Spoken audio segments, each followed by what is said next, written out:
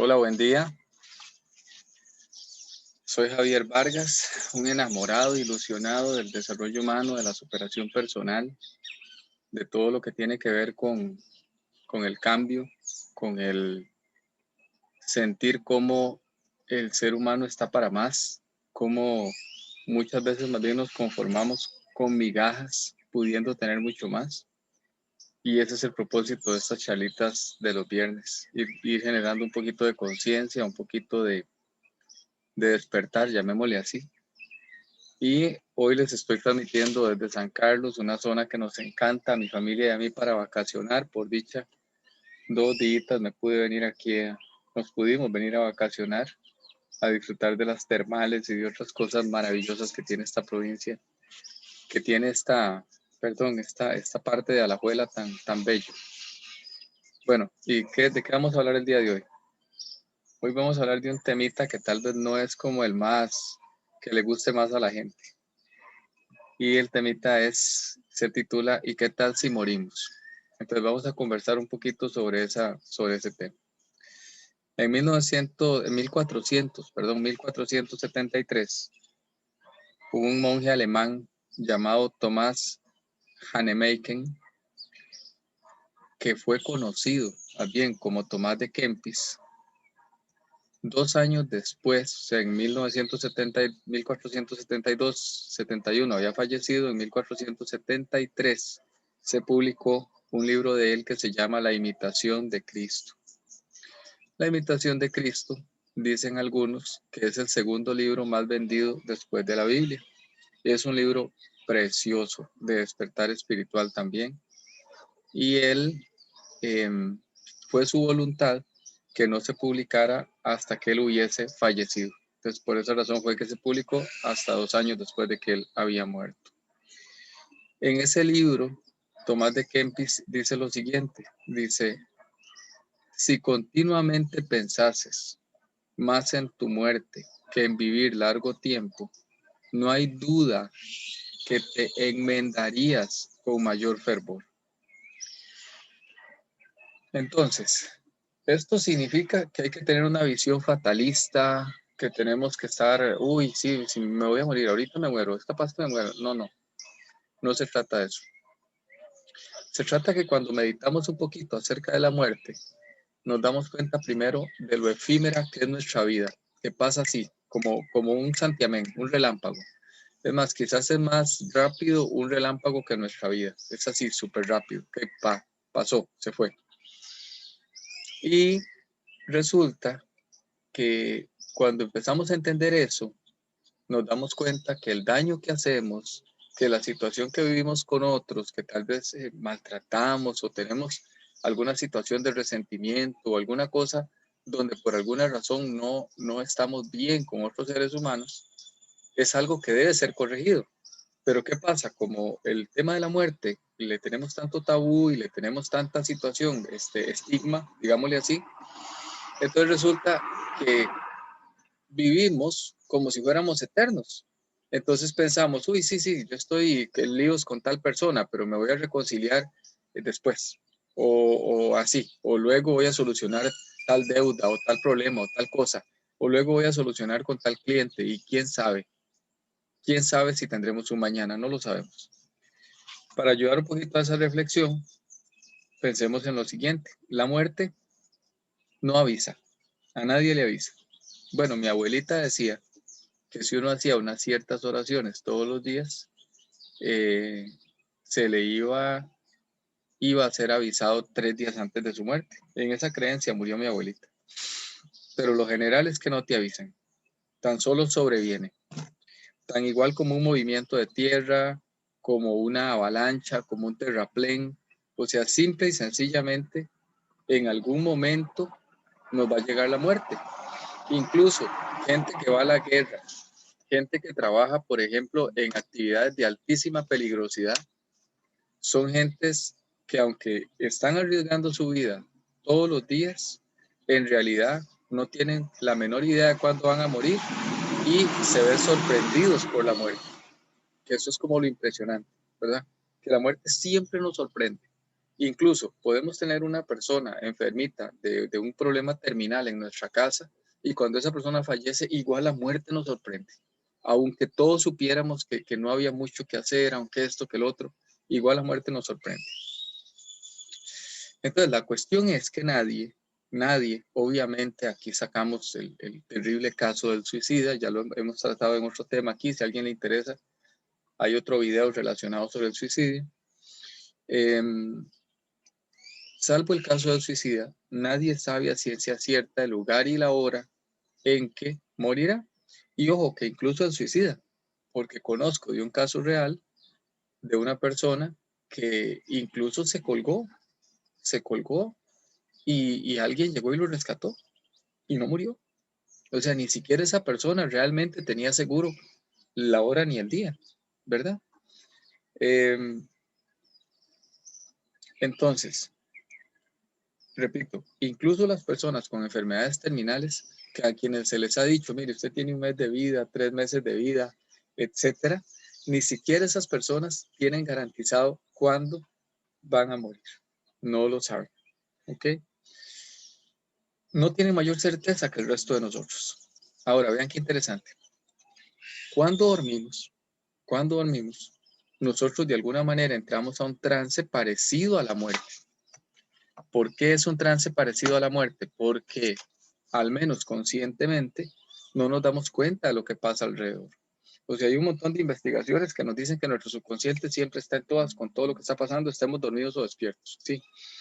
Pero lo cierto es que nosotros conscientemente cerramos los ojos y hasta el otro día que despertamos. Pero realmente en ese momento, no sé, se cayó el techo de la casa y hasta ahí llegamos. Además, más de una persona, salvo por ejemplo que hubiera habido dolor, pero más de una persona que falleció mientras dormía, no se dio cuenta de nada y simplemente despertó, por usar esa expresión, en el otro lado, ¿verdad? Ya había fallecido. No obstante, muchos de nosotros tenemos conflictos con la muerte. Tenemos temores, tenemos ansiedades, un montón de situaciones. De hecho, no es un tema muy popular. Yo tengo mis bastantes dudas que a este video luego alguien le dé like. Ok. Al nacer, una sola cosa tenemos garantizada. Una. Y es la muerte. Incluso por ahí nos dicen, alguien dice en forma jocosa, que tenemos garantizada la muerte y los impuestos. Pero tampoco así, porque los impuestos, ¿verdad? Es otro tema. La, la vemos a la cara varias veces en nuestra vida. Por ejemplo, cuando nacemos. Cuando nacemos y se da el corte de que nuestra alimentación, nuestra respiración, nuestras funciones se dan a través del cordón umbilical, en ese momento que se corta y el feto empieza a respirar por su nariz con sus pulmones, hay un instante en que uno de seguro ve la muerte a los ojos.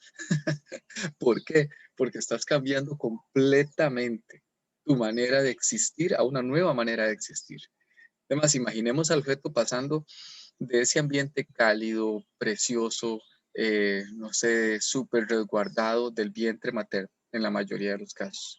Pensémoslo a esta realidad, a este ambiente, al frío, al calor, a lo que fuera, a un montón de gente que está a su alrededor y que no conoce.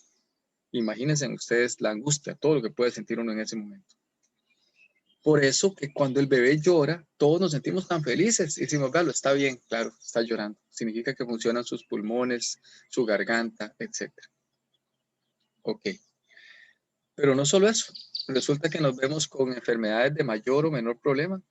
Ya lo hemos visto, que una enfermedad, por ejemplo, pudiste haber ido al hospital a que te operaran de una cosa que no era la mayor cosa, pero se te mete una bacteria y ya no saliste vivo del hospital. Por ejemplo, cualquier cosa puede pasar. Accidentes de tránsito en la misma casa. Hemos visto gente que se ha quemado terriblemente. Hemos visto gente que se ha resbalado en unas gradas y se ha malmatado. O sea, cualquier cosa. O sea, por eso es que la muerte nos puede sobrevenir en cualquier parte. Y eso no significa que andemos asustados. No, tampoco. Simplemente es una realidad. Es una realidad. Ahora, más de uno tal vez diga, mentira, a mí en lo absoluto me ha pasado nada de eso, nada de eso. Ok, muy bien, está bien. Quizás usted cambie de opinión cuando analice un poquito las estadísticas y cuando vea la cantidad de accidentes de tránsito que hay, cuando vea la cantidad, por ejemplo, cómo es posible que unos estudiantes y otras personas estuvieran en una parada de bus hace unos años esperando a sus trabajos, a sus estudios, a lo que fuera, y una persona, por las razones que fueran, quién sabe por qué razones fue, se mete en esa parada de bus, un automóvil, y mata a estas personas. Simplemente su vida se acabó ahí. No estaban en una situación de riesgo, no estaban en media calle. Simple y sencillamente un carro choca contra la parada y los mata. Bueno, un autobús, hace algunos años, un autobús, iba me parece que para Guapiles, y una persona le cae el árbol encima al autobús y solo mata a una persona. E irónicamente dicen que esta persona iba adelante del bus y luego se iba para atrás y luego adelante y luego para atrás, en esas iba y justamente estaba en el momento. Como dicen vulgarmente, le tocaba, ¿verdad? Como decimos. ¿Okay? Entonces, cualquier día, usted o yo podemos ser parte de esas estadísticas, cualquiera. Además, yo ahorita estoy en un lugar súper espectacular, bellísimo, lindísimo. ¿Y quién me dice a mí que no puede caer un rayo? Y puede ser. ¿Ok? Pero entonces es así. El tema es que la muerte es totalmente inesperada. Un último detalle, dos detalles más, conocidos por todo el mundo.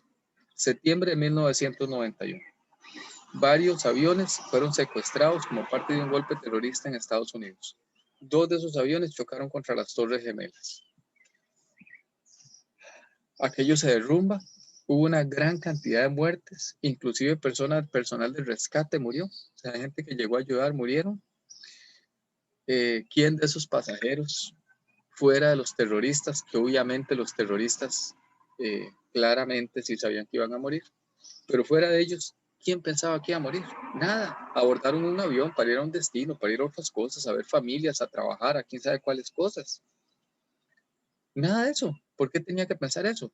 ¿Quién de las personas que se dirigía a trabajar en el World Trade Center tenía la mínima intención ese día de morir? No, todos estaban en sus vidas normales y corrientes. Además, no se puede ni pensar. Hace pocos días se dio un accidente múltiple. 3 vehículos. Mueren 4 personas. En el video se ve venir un camión de carga que arrolla un carro más pequeño y luego todos juntos chocan contra un camión cervecero.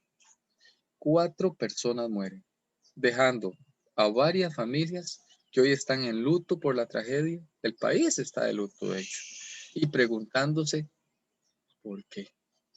¿Por qué sus seres queridos, por qué sus familiares, por qué sus compañeros de trabajo fallecieron de una manera tan violenta? ¿Verdad? Cuesta encontrar palabras para que describan tal desesperanza. Insisto, con esto no pretendo ser fatalista, simplemente deseo hacer un llamado a la conciencia. ¿Un llamado a la conciencia para qué? Por la necesidad suprema de estar lo mejor preparados posibles para el día de nuestra muerte, para ese momento, que no sabemos cuándo va a ser. Por eso, entre más pronto estemos preparados, obviamente mejor. He aquí algunas razones o motivaciones que nos pueden ayudar en esa preparación. La primera, quienes somos creyentes, que la gran mayoría de nosotros somos creyentes en una u otra cosa independientemente, creemos que hay algo más, que no estamos aquí, no sé, como piedritas por ahí, ¿no? Creemos que hay algo más. Entonces, nos interesaría muchísimo, ¿verdad? Espiritualmente estar bien, estar un poquito más livianos el día que nos vayamos y no cargados de culpas o de cargas. La gente, por ejemplo, suele decir cuando a alguna persona le cuesta fallecer, cuando agoniza mucho y le cuesta morir, hay gente que dice, mire, es que quién sabe qué asunto tiene no resuelto, es que quién sabe qué persona ocupa ver. Así lo dice la gente en la sabiduría popular.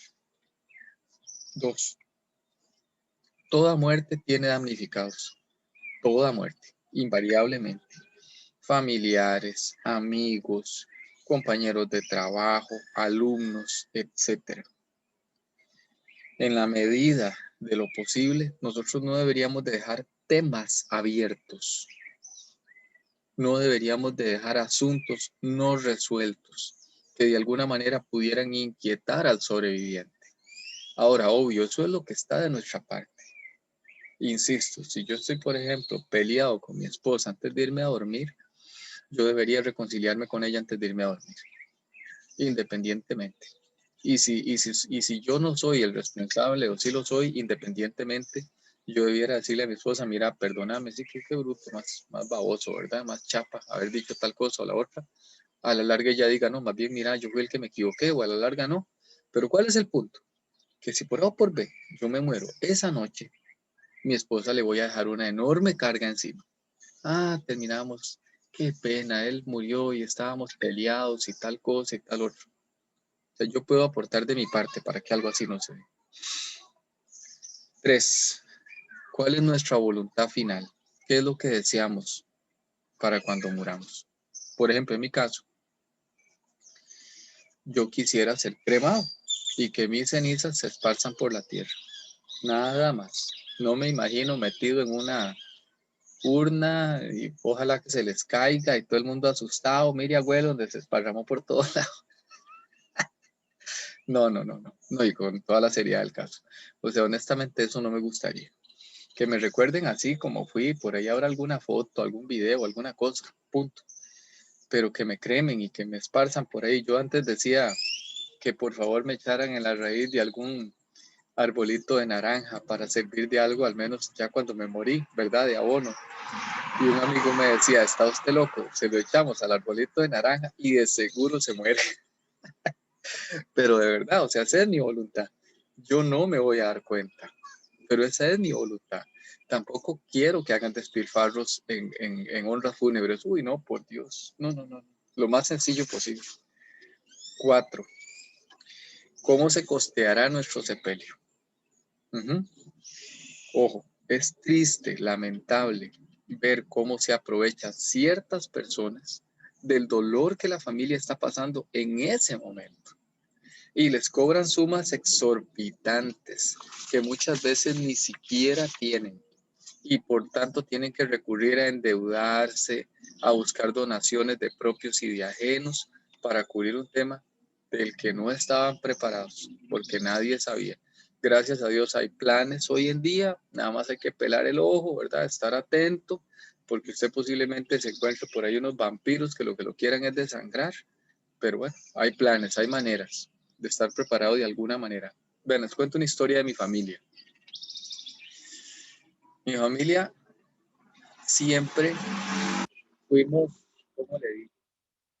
Siempre fuimos como muy pobres, pero yo siento que nuestra pobreza tenía dos características. Una era la pobreza real, la monetaria. Mis papás eran gente muy sencilla y tuvieron 9 hijos. Bastante difícil salir adelante. Como si fuera poco, fallecieron muy jóvenes. A mí me hicieron, soy el noveno, y me terminaron de hacer. Falleció mi papá y 5 años después mi mamá. Entonces, muy prontamente, digamos que, pero digamos, sí había pobreza material por esa causa, pero sobre todo había para mí pobreza en la manera de pensar. Y yo no culpo a nadie, simplemente era lo que había en ese momento y estaba bien en ese momento. Pero entonces, ¿qué pasó? Que falleció mi papá y quedó en una tumba de unos familiares de mi papá. Falleció mi mamá y quedó en una tumba de unos familiares de mi mamá. Luego falleció mi hermano y quedó en una tumba de un familiar de mi abuelo, en una tumba de mi abuelo. No fue sino hace como 2 años o 3 años, 2 o 3 años creo, que gracias a Dios movimos los restos de mi papá, mi mamá y mi hermano a una bóveda familiar, ya de mi familia. Bóveda que habíamos hecho hacía varios años, pero que nos había costado mucho hacer el tema de sacar los restos de ellos. Entonces, qué triste que tal vez una persona quede por ahí en cualquier bóveda y luego le va a tocar que quién sabe cómo a la familia para poderlo retornar a otro lugar, porque son restos, vamos a ver, son solo restos. Pero, por ejemplo, cuando yo estuve ahí, fue lo más cerca que pude estar de mi papá, de los restos de él, ahora que soy un viejo, por ejemplo. Y yo sé que mis hermanos y todos los que estábamos ahí presentes, de alguna manera sintieron eso, ¿verdad? Como esa conexión, llamémosle así. 5. ¿Qué hay de nuestros colaboradores? Quienes tenemos gente que trabaja para nosotros van a requerir sus prestaciones. ¿Quién se va a ocupar de eso? Por ejemplo, yo tengo un gran amigo contador, un gran amigo, y si yo salgo del país, porque uno no sabe qué le puede pasar, si yo salgo del país, yo le digo, mira Edgar, haceme el favor, y cualquier cosita, si algo me pasara, vos te encargas de esto y esto y esto. Y yo sé que Edgar lo hace. Estoy convencido de que él me va a ayudar ahí a liquidar a la gente, esto y que el otro. Es una obligación. Ellos no pueden quedarse viendo para arriba. O sea, es una responsabilidad mía saber qué va a pasar de ellos cuando yo no esté. Al menos en eso, en sus prestaciones. 6. Si tenemos negocios con clientes, alguien conoce los detalles de la operación del negocio. Es decir, alguien le puede dar continuidad cuando yo no estoy. Por ejemplo, recientemente murió el panadero del pueblo, una persona muy querida en mi pueblo, pero la familia siguió como si nada. O sea, claramente alguien sabía, como si nada me refiero, la operación del negocio, obviamente dolidos por la muerte del señor, pero siguieron con la operación del negocio. ¿Eso qué quiere decir? Quiere decir que alguien conocía la estructura del negocio. Por ejemplo, tenemos cuentas por cobrar. A la larga tenemos una cartera de cuentas por cobrar. Uno se muere, la gente que nos debe dinero se olvida de que nos debía, porque hay muerto el hombre, de a quién le pago, como a quién le pago. Pues ahí quedan sus sucesores, ¿verdad? Pero también puede hacer que tengamos cuentas por pagar, o sea, que sea lo contrario, que yo más bien le debo a la librería del pueblo. ¿Y qué hacemos con la librería del pueblo? ¿Cómo hago para pagarle si ya no estoy? Pues alguien debería de encargarse de eso. ¿Están en orden los asuntos con nuestros clientes? Miren, yo como contador me ha tocado ver cosas donde llega una persona y dice, mire, es que yo le daba al contador la plata para pagar los impuestos todos los meses. Y ahora resulta que me dice tributación que le debo tantos años de impuestos porque nunca he pagado nada. Ve qué tristeza. ¿Y por qué? Porque el colega murió y nadie sabía nada de dónde estaban ni siquiera los papeles del señor. Y a la esposa, pobrecita señora, todo el mundo le reclamaba y la señora, obviamente, no sabía nada. 7. Si tenemos propiedades, si tenemos bienes a nuestro nombre, ¿cuál es nuestra voluntad acerca de esos bienes? ¿Cuál es nuestra voluntad? Por ejemplo, digamos que por ejemplo, nosotros tenemos un lotecito en San Carlos. Ok, ese lotecito, ¿qué queremos que pase con ese lote? Pudiera ser que no sea nuestra voluntad que le quede a nuestra familia. Pudiera ser que no. Pudiera ser que nuestra voluntad sea donárselo a alguien, a alguna persona, a alguna institución. Pudiera ser que nuestro deseo fuera, por ejemplo, en mi caso, que le quede a mi hermano Juan Luis, que es una persona que me ha ayudado montones y que más bien tiene lote a la par mía y me vive cuidando mi lote, etcétera. No sé, puede ser. Pero entonces, ¿cuál es nuestra voluntad? Y esas propiedades están prendadas o están dadas en garantía a alguien, porque no sabemos. O sea, con suerte creemos que tenemos un lote y en realidad lo que tenemos es una deuda por ese lote, ¿verdad? ¿Dónde se ubican geográficamente? Por ejemplo, a mí me encantan las propiedades, me encantan. Y siento que la tierra vale en cualquier lugar donde esté. Pero entonces la familia sabe dónde usted tiene propiedades. Ahora, conste, cuando digo que me encantan, no es que tenga un montón, no. Es que me encantan, de todo lado, demasiado bonito. ¿Dónde se ubican geográficamente? A la larga usted compró una propiedad, se me ocurre, por hablar aquí de Costa Rica, en los Chiles, y es una propiedad bellísima, lindísima, pero nadie tiene ni la menor idea que usted tiene esa propiedad. 8. Deudas. Y vean que la saco del tema de los negocios aparte, porque a veces la gente no tiene negocios, pero sí tiene deudas. Deudas. Es importante entender, ojo, yo no lo entendía, me lo tuvo que explicar mi hija abogada y ahora sí lo entendí. Es importante entender que si al morir quedan deudas sin cancelar y estas a su vez no están cubiertas por pólizas, esa deuda le puede recaer a los sobrevivientes, a los sucesores. Y lo último que yo desearía en esta vida es que mi familia, tras de que queda sufriendo porque uno se murió, y venga alguien y le toque la puerta y le diga, mire, es que usted me debe tanta plata, porque es que su marido murió, pero ahí la deuda recae sobre el sucesor. Imagínense, qué terrible. Entonces hay que estar al tanto y ojalá toda deuda cubierta con una póliza. Ojalá, excelente. 9. Sobre nuestras cuentas bancarias, inversiones, efectivo. Si manejamos efectivo en ciertos lugares, a la larga somos de los que mete el efectivo debajo del colchón, o que lo tiene por ahí en una tinajita, o que lo tiene, no sé, en el cielo raso, qué sé yo. Si tenemos inversiones, hay gente que va y mete dineros en mutuales, en esto, en el otro, y tiene títulos todavía de papel. La mayoría ahora son desmaterializados, pero en papel. Qué sé yo, si tenés, por ejemplo, cuentas corrientes, cuentas bancarias, etcétera. Es muy importante que alguien de absoluta confianza, pero ojo, de absoluta confianza. Y yo entiendo que ese tema de la confianza es muy subjetivo. Porque, por ejemplo, digamos que yo confío ciegamente en mi esposa.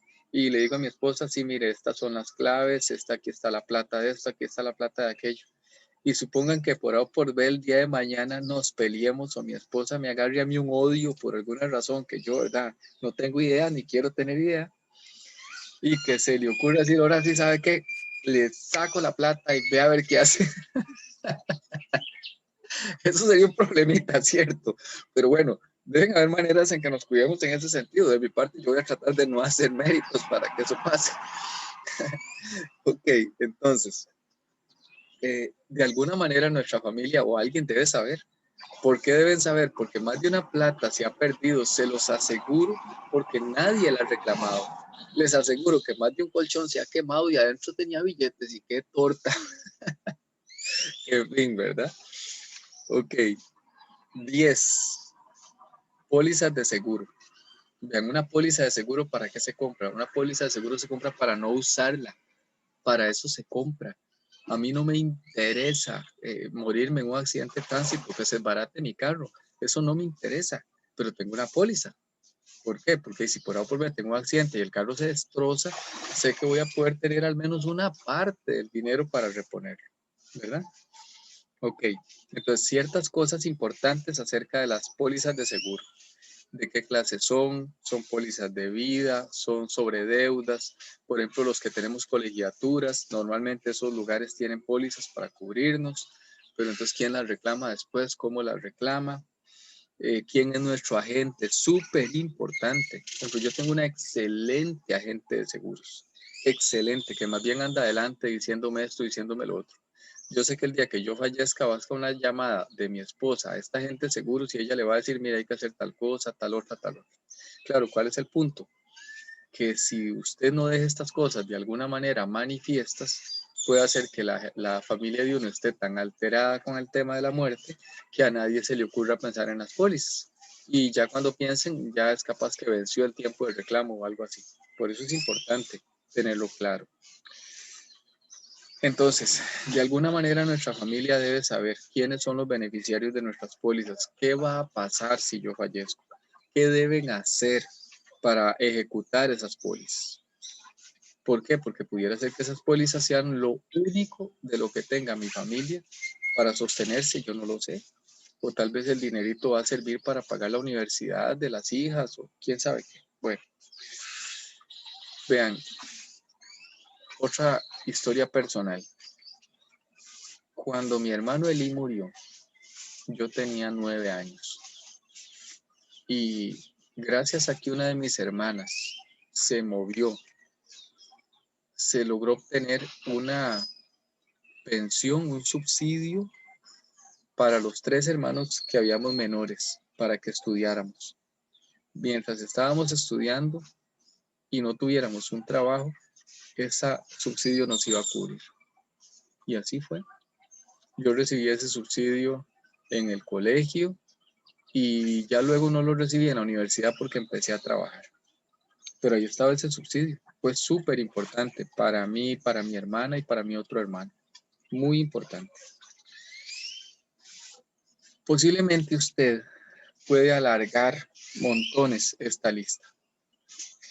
Lo cierto es que si amamos verdaderamente, deberíamos también ser responsables con nuestros asuntos y estar lo mejor preparados posibles para ese momento que a todos nos va a llegar, a todos. Pero por sobre todas las cosas, vivamos hoy plenamente, gocemos, disfrutemos, riamos, compartamos con la gente que amamos. No dejemos cabos sueltos en nuestra vida, porque simple y llanamente nadie sabe si va a tener un mañana. Muchísimas gracias por estar aquí. Muchísimas gracias por acompañarme los viernes. Todos ustedes reciban de mí los mayores deseos de prosperidad, paz, felicidad, dicha, alegría. Y que de verdad en sus vidas cada vez se realice más el propósito por el cual fuimos llamados todos a esta vida. Por ser felices y para ser útiles. Que Dios los bendiga. Gracias.